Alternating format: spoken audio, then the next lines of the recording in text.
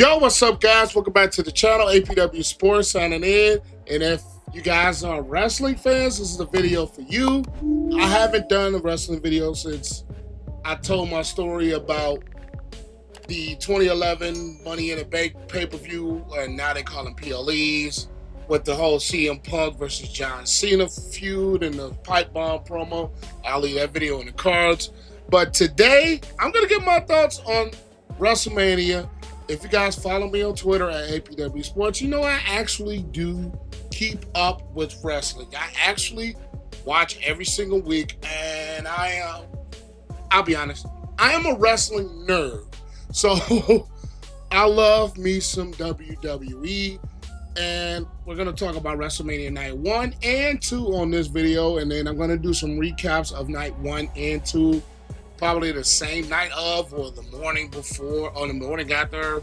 Not sure how I'm going to do that, but I'm going to get that out now. But before I get into this, I got to get a little preference. This could be a one-off, or this could be a start of me kind of getting back into wrestling content, because if you guys don't know, or if you're new to the channel, my very first video ever posted on this channel, my very first featured video, was actually a Brock Lesnar video. That was back in 2018 when I first started doing YouTube, because I'll give a backstory before I get into hits the name APW Sports. This channel was going to be all sports, whether it was football, baseball, basketball, wrestling.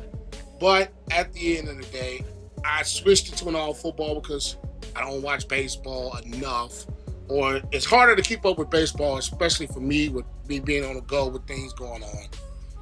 Basketball, I got out of it a couple of years ago. I really don't subscribe much to basketball. Watching basketball, I probably haven't watched a full game probably since the NBA Finals.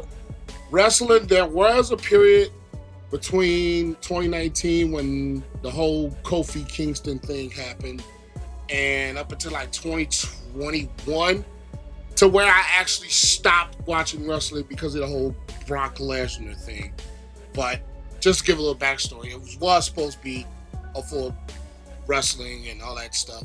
But I'll leave that video in the cards if you guys want to check it out, see how much I've grown or content has changed since then. But nonetheless, we are going to dive into WrestleMania Night 1. Now, I'm probably going to not be in order what the matches are going to be, but at the end of the day, let's get into it. First match that we have for WrestleMania Night 1 that's going to kick off the show that was announced was Gunther versus Jey Uso for the World Heavyweight Championship. Now, I think, well, before I even get into that, I want to give my take on a lot of people, oh, this is not feeling like WrestleMania. It doesn't have the same feel. It doesn't have some of the same build-up. And I can agree with that to a certain extent, but I think I'll give a preference here.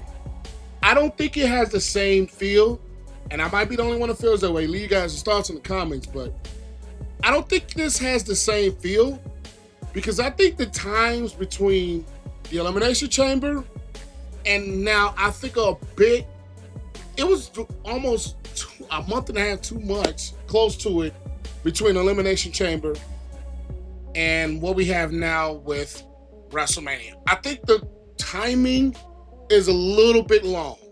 I think that's just my personal opinion.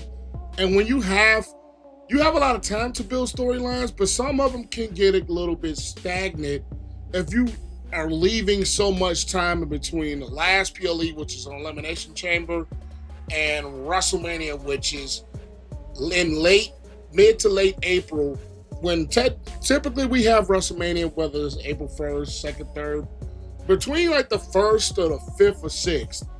For it to be a little bit later than it has been in years past, for WrestleMania to have such a big wait from the last PLE, I think that, to me, is the biggest reason why some of the things kind of feel a little bit off between this WrestleMania build versus last year's WrestleMania build. I mean, the storylines are different, of course. We get that. But I think the timing in between the PLEs, I think, is the biggest difference of why things start to kind of feel a little bit different versus what they were last year. But nonetheless, let's get into these matches.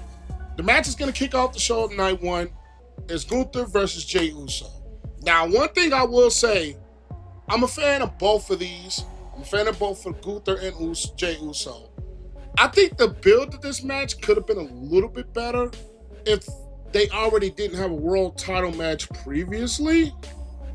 I think the build of this could have been a little bit better, to be in my opinion, but I like the fact that they brought Jimmy into it with the whole attacking him and making him bleed, and he zip-tied Jey Uso, Gunther zip-tied Jey Uso to the ropes. But I think this build, I think it would have hit different if they already didn't have a world title match already. I think that was a little bit strange. I'm not going to say strange, but I think it made the build for this match a bit different. If it wasn't already a previous match for the title, I think it was right before the Royal Rumble, to be honest. So I think the timing of that and the fact of, I wish they would have got into a little bit more of a physical altercation when Jey Uso saw Jimmy get attacked. I wish it would have been a little more of a physical altercation when he came out with the all black. And I personally think, for my prediction, I think Jey Uso is probably going to end up winning the World Heavyweight title, because we keep getting Gunther versus Uso, but for Uso to keep coming up short, at some point I think WWE has to pull the trigger and give Jey Uso the shine. And I think this is what they've been building up to, is Jey Uso finally being able to take down Gunther. And it's crazy. It's been the same storyline for Gunther last year's WrestleMania, this year's WrestleMania, versus like somebody trying to take him down and take a title from him. Last year's the Intercontinental title. This year is the World Heavyweight title. And it's crazy. I think back-to-back years, Gunther's going to come up on the short end of back-to-back WrestleManias. That's just my opinion. Jacob Fatu versus LA Knight for the United States Championship. And I don't see a way that LA Knight is not... He's not leaving WrestleMania with the win. The way that the WWE has been presenting Jacob Fatu, I just don't think there's a way that Jacob Fatu comes out of this match with the loss. Unless some shenanigans get involved in Solo or Tangaloa or Tamatoga. I don't know why I keep mixing that up, but something has to happen for Jacob to lose. And if they do that, they probably could build a Jacob versus Solo feud, which I thought was going to happen, the way that Solo cost him the United States I think it was a tournament match or whatever. Yeah, I think it was a tournament they had. I thought they was going to have it where he turned on him or whatever, but nonetheless, Jacob Fatu, unless shenanigans happens, is going to walk out of WrestleMania the United States champion. I kind of want to see how Jacob does with the championship. I kind of do. I'm not going to lie. LA Knight with the United States Championship, he's had his moment. It's been cool. I would love to see Jacob Fatu, because Jacob Fatu, I'm really starting to become a real big fan. Guy can go in the ring, the menace, the Samoan werewolf. I would love to see Jacob Fatu with the United States Championship. As much as LA Knight, I like LA Knight. I'm not gonna lie, I'm starting to love Jacob Fatu. And I really think he should come out of this with the United States Championship. I really do think so. That's just me. But now we get to the World Tag Team title match, the War Raiders versus the New Day. I kind of wish they kind of built up the New Day turning heel, or kind of did something a little bit different with it. Because honestly, I think the Smackdown Tag Team division has been, I want to say, more prevalent. It's been more attached to it. It's been more story to it than the Raw Tag Team division. I like the War Raiders, don't get me wrong. I like the New Day. I actually do. Because I kind of wanted to see how they would be with this heel transition. But I think at the end of the day, I think the way this match comes out, I think the New Day get that WrestleMania moment, and I think the New Day take the titles from War Raiders. And I'm really very interested to see how they go with this. But I think in this match, the War Raiders are going to end up losing the titles. And then we have Jade Cargill versus Naomi. Love both of them. Been a big fan of Naomi since she's been in the WWE. I didn't really watch Jade Cargill much at AEW because I'm not going to, I'll just be honest with you guys. I really didn't watch too much AEW. But I think in this rivalry with the whole build-up with Naomi attacking Jade Cargill, I think it was right before the, the Survivor Series War Games match. I can't remember exactly how long it was before that when the attack went down. And it was already suspected. Most people on Twitter were kind of considering it to be Naomi. I'm actually kind of glad that Naomi turned heel because the glow thing was it was great and I liked it. But it's like sometimes you just kind of need to switch up in character to see how things are going to play out. I really like the heel Naomi. They're giving her a little bit more time on the mic than she's had, I want to say, recently. And Jade Cargill, very strong physical woman. And I think Jade Cargill is probably going to end up with a win in this match because I don't really see her losing clean. I think the only match she lost, it was a bit of some schematics, or not schematics, but some hoopla, some hooligans. So I think Jade Cargill is going to end up in this match. Now we got Rey Mysterio versus El Grande Americano, night 1. I think this is the match where I'm gonna be honest, we all know El Grande Americano is Chad Gable. We all know it's Chad Gable, and I think in this match is where it's gonna be exposed that El Grande Americano is Chad Gable. I don't necessarily have a big thing for this match in particular. It wasn't too much of a build. It was just one of those things that was kind of thrown at us. But I can see either side. Now, I will be honest. I wish it was Chad Gable versus Gunther last year versus Sami Zayn versus Gunther. I will admit to that. I wish it was that. But so this is a match where whoever comes out victorious, I'm good with it. I like the bit of a heel, I think, storyline from Chad Gable. I'll be honest, I've never been the absolute biggest fan of Rey Mysterio. I'll just be honest, I've never been the biggest fan of Rey Mysterio, but I do like him. Not the biggest fan, kind of like how I am, and I'll be honest, how I am with Shawn Michaels. Not the biggest fan, but I understand their greatness. But whoever wins this match, I'm actually okay with it. Then we have the WWE Women's Championship match, which is Tiffany Stratton versus Charlotte Flair. I'll be honest, I don't care for Charlotte Flair. And I'll give you the reason why.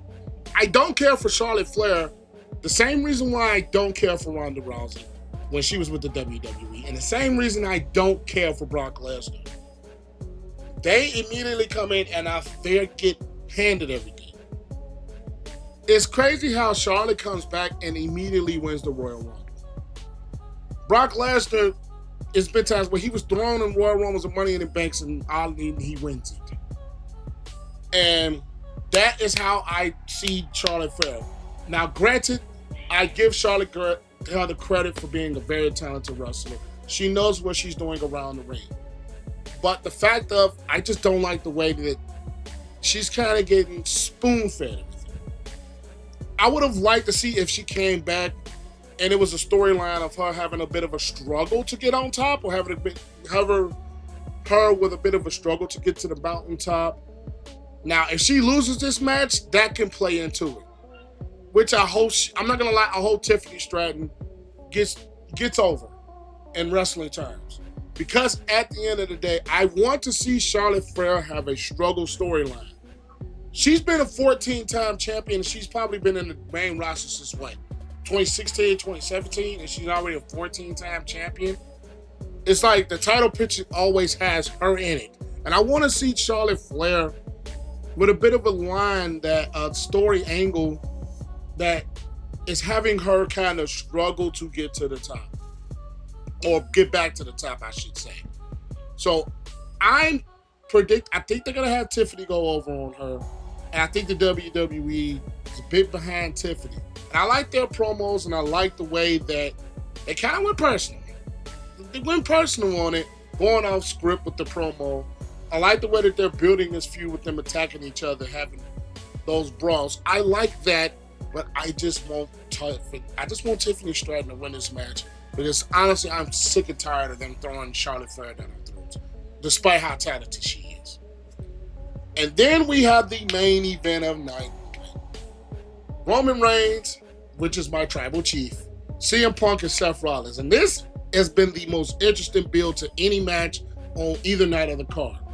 The whole CM Punk's favorite turned out to be the Paul Heyman at his corner in WrestleMania from the Survivor Series War Games match favorite when CM Punk joined the team. Seth Rollins not stumping Paul Heyman in and probably owes him a favor. And Roman Reigns losing his wise man, and who knows how he's going to react, or is he going to crash out? And if you guys don't know, I'll just let you know, I am probably one of the biggest Roman Reigns fans you would know. And this has probably been since his babyface days, which lasts a little bit too long. But either way that goes, I'm a big Roman Reigns fan. Chicago guy myself. I was there Money in the Bank 2011. Huge CM Punk fan. And Seth Rollins. I like Seth Rollins. I really do. But out of these three, he's probably my least favorite. But either way it goes, this has been the biggest build. Whether it's been the CM Punk Seth feud, whether it's been Roman Reigns being inserted to it with him interrupting during the cage match and attacking both. I personally, it would be funny. I've been discussing this with a couple of buddies of mine where I could see a scenario where Seth Rollins ends up winning this match. Seth Rollins could possibly end up winning this match because the CM Punk Seth Rollins feud, yes, it's been great.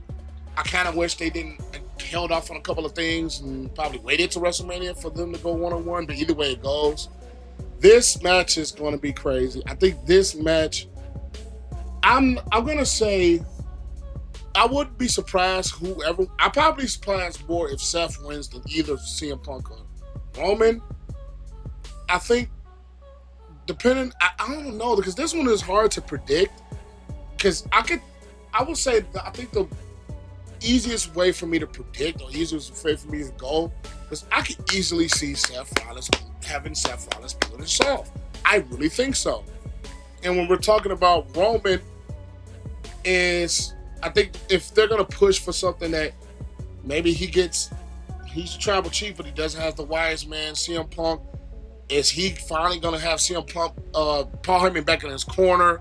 Because remember during his reign as the WWE champion for, I think it's 434 or 31 days, I can't remember exactly the number. Paul Heyman was in his corner for a ton of it.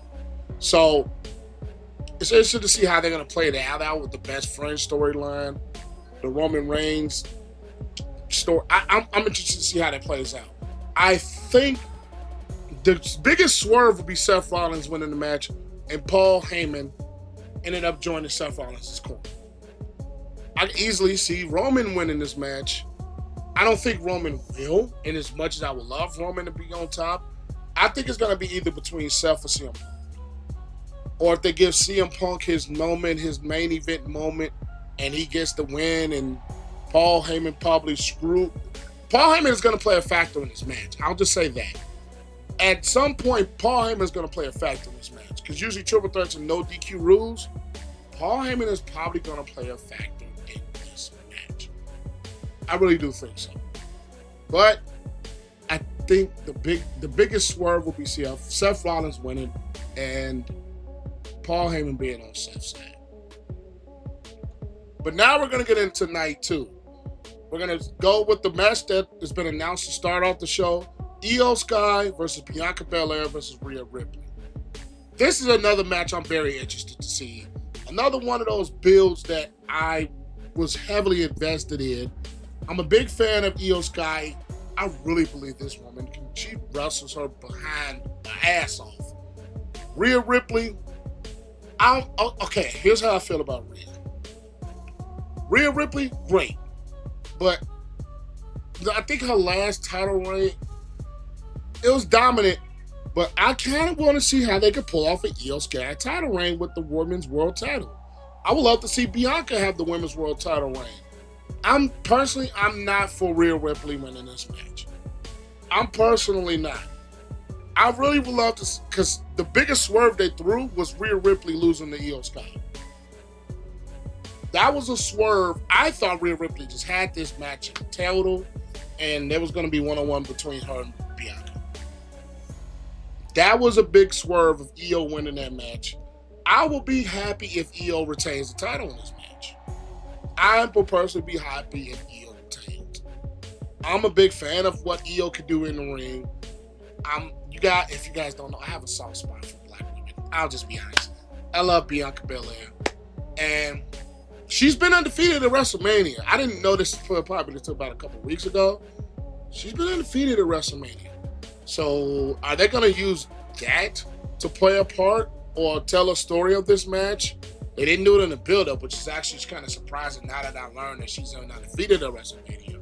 But I wish they would kind of use that to tell a bit of a story of this match as well. But Rhea Ripley, the story of her inserting herself into this match, I mean, she kind of does get a rematch. She did lose the title, so they don't really do the rematch clause thing in today's modern age. But she kind of did get a rematch. Well, she kind of did get a rematch when Bianca was the guest referee, and we all know that ended up with them getting her, and then she disqualified both of them. I mean, I think from the moment we kind of knew when Rhea lost the title, I think I kind of had a feeling that they was going to insert her into the match anyway, which I'm fine with. But me personally, if I had a rooting interest, I probably would want to see Io Sky retain the title. But next we have the WWE Women's Tag Team Championship match: Liv Morgan and Raquel Rodriguez versus Bayley and Lyra Valkyria. And I will be 100% honest, I am not invested in this match. I mean, I'm not gonna say I'm not invested. I don't have a big investment in this match. Mainly because maybe it's because the build-up is a little bit short. Maybe it's because I'm not gonna say I'm not the biggest fan of Bayley. I don't know how to put this, but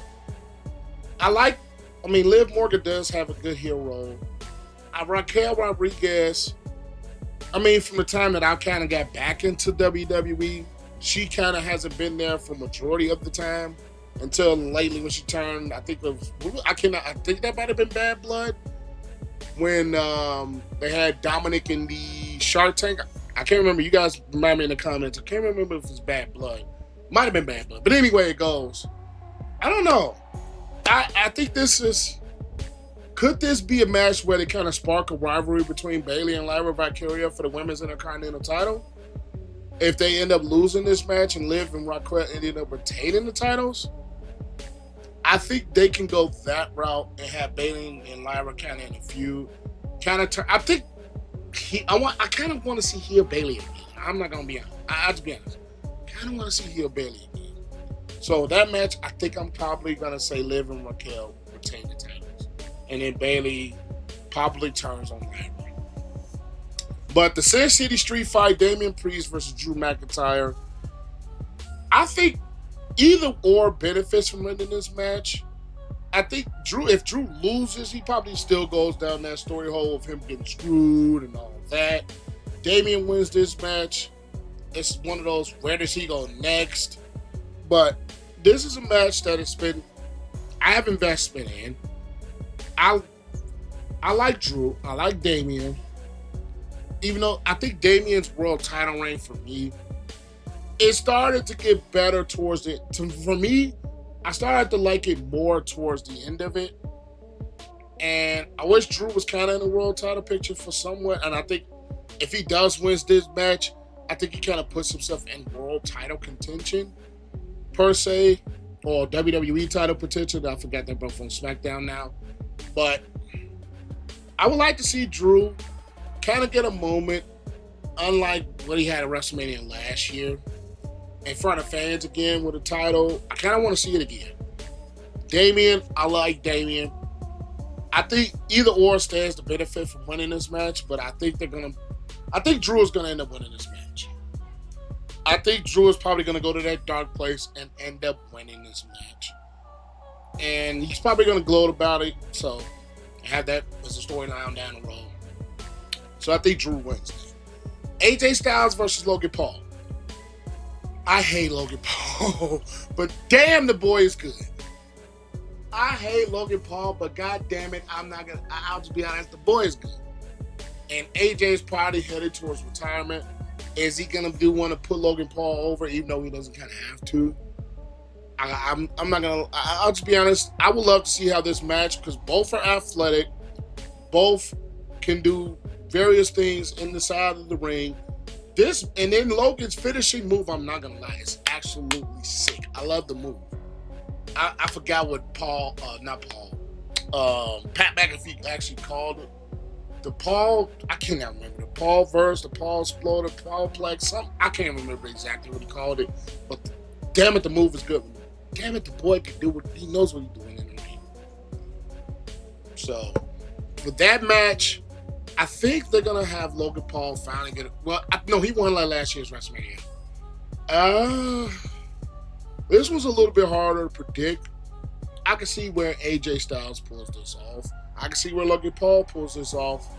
But I don't know. I think probably give AJ Styles a bit of WrestleMania moment before he goes away. Because last year he lost. He lost a Boneyard match. I think AJ Styles is probably going to get a WrestleMania moment. So I'm going to go with AJ in that match. And then we have the Intercontinental Championship. Braun Breaker, Penta, Finn Balor, and Dominik Mysterio. Now, I like Braun Breaker. I just learned about, I'm not going to lie, I just learned about Penta probably a little bit before he debuted at WWE. But from what I've seen of Penta, I really like what he can do. I really like what his brother Ray Phoenix does. I think a little bit more. But Finn Balor as a heel to me, this Judgment Day, I think Finn Balor, this I think is the point where he turns on Dom. Or Dom turns on him.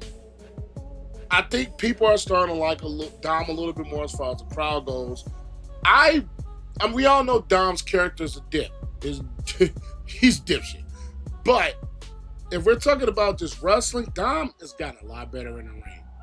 And he puts on some very good quality matches. And he's a heel character, yes, but I like the character. I don't like Finn Balor as a heel. I wish he would kind of go back to the demon Finn Balor way. And Penta, I think Braun. Okay, this is a match where I can see Dom winning it. I personally can see Dom winning this match. And Braun Breaker kind of puts him, like losing this match, puts Braun Breaker in discussion for the World Heavyweight Championship. I think that is the perfect way to go. If Braun Breaker loses, he kind of moves away from the Intercontinental and it kind of raises his stock up a bit to get in the world title picture. I would personally love to see Braun Breaker challenge for the world title. I think Dom Mysterio as the Intercontinental Champion, I think would do wonders for both WWE and both the whole aspect of this WrestleMania season, the whole aspect of where I think they can go with this. I think Dom Mysterio can pull this off and he turns on Finn or Finn turns on him. Penta, I think he's got some time to go for an Intercontinental title, but I personally want to see Dom win this match. I want to see Dom win this match. As crazy as that sounds, I want to see Dom win this. I'll just be honest, I want to see Dom win this match. And I think they're going to pull it off and have Dom win. And he's probably not going to pin Braun. He's probably going to pin Finn. That would be crazy if he does pin Finn or Penta. I think more than likely the scenario is Dom pins Finn. I think somebody's going to turn on one of them. One is going to turn on the other. And I think Dom pins Finn. And last but not least, we have Cody Rhodes versus John Cena, a heel John Cena. I'll say this about this match. This match cannot end clean. This match is going to have some shenanigans. The Rock is probably going to show up. I'm going to lose more marbles because something in my brain tells me Stone Cold Steve Austin is going to show up. It's so many interesting ways you can go with this. You can have Cody win and I think things move on. You can have John Cena win. He brings back the spinner belt and he goes deeper into the heel persona. He gets that 17th world title. The Roman Reigns match and the Io Sky match, I think, are the 3 matches I'm looking the most forward to because I really want to see how they turn out. This is the biggest one. And I'm glad this is the main event of night 2 because this can shift the way WWE is. And I ain't going to say the big one, but the story of WWE can change so much with the result of this match, whether it's Cody winning or Cena winning. But this match cannot end perfectly clean. Some shenanigans have to happen because some explanation has got to be presented in a way to John Cena turning heel and selling his soul to The Rock. Something, I think, in this match, that has to be explained physically in some type of a manner because what we've got with the heel Cena promos, which have been wonderful, but there still hasn't been really a mention of The Rock as of much. There's only been one physical altercation as I record this video, and that was when Cody Rhodes gave John Cena the crossroads. So I think this match has to have shenanigans. Some story has to be told within the shenanigans, kind of like how it was with WrestleMania Night 2 with Cody versus Roman. I think there has to be some type of shenanigans. It just has to be to have some explanation or have some visual or some type of a story of The Rock and how Cody got turned on by John Cena. I personally I'm not going to lie, I've never been the biggest fan of John Cena, but I understand, kind of like, I can't compare it to Hulk Hogan, but kind of like how I am with Shawn Michaels. It's like you respect what they do, you get how they are, but you're just not the biggest fan of them, and that's how I am with John Cena. And to be honest, I'll be 100% honest, I'm not the biggest Cody Rhodes fan either, even though I like him, I respect him, I like what he does.